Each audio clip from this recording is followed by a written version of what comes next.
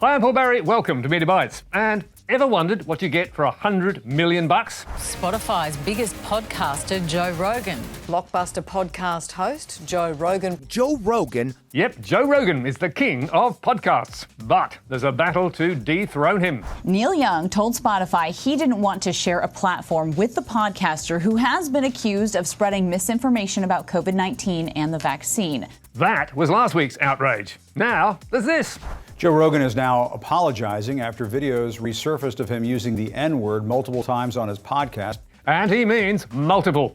Helpfully mashed together by internet warriors against extremism, which we have beeped. And then our niggers start saying nigger, allowed to use the word nigger. Out the word nigger, say nigger, word nigger. Say nigger, and he couldn't say nigger, and was nigger. Yikes! And this time, Joe is really sorry.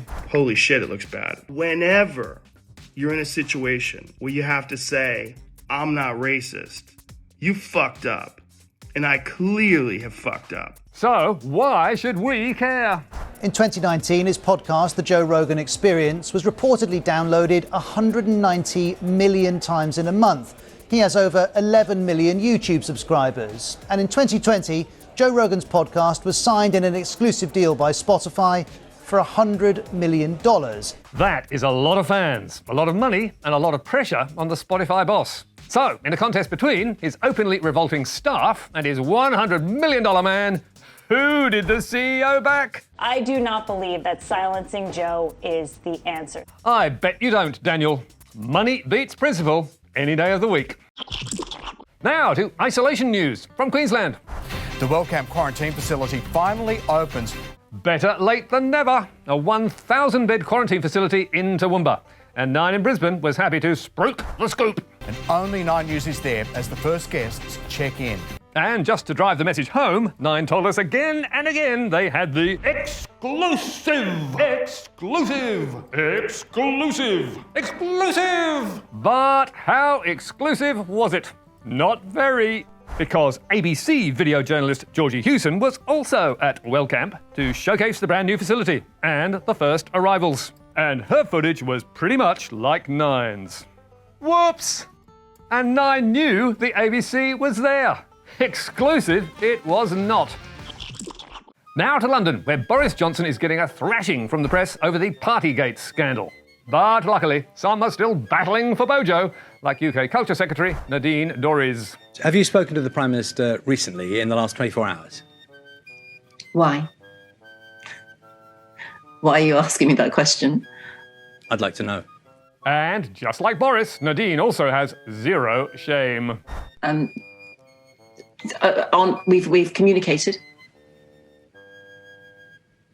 I'm really confused. Is that a difficult question? Clearly, it is.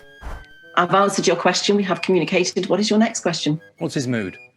Upbeat, it seems. Next question. Has he changed? Changed what? His attitude. To what? No wonder the press called the interview bizarre, awkward, toe curling, and a car crash. But talking of batting for Bojo, here she is again. I wanna be loved by you, just you, nobody else but you. Only, unlike the interview, that is fake. Okay, so let's catch up with the latest from Ukraine. There are now well over 100,000 troops, Russian troops gathered at the border. The situation since we were here last month has just become more tense. And at the weekend, Bloomberg told us the worst had happened. Live, Russia invades Ukraine. So, how come only they had the news? Whoops, it's not true! Forcing Bloomberg to admit a deeply regrettable error. And you can say that again. So, was Russia appeased? Not at all. Calling the financial news site cheap and tabloid-like, which is better than last month's sledge when the Russians compared it to stinky cheese. Phew! And we'll be back with Media Watch, 9:15 Monday night on the ABC, also iView and social media. Don't miss it.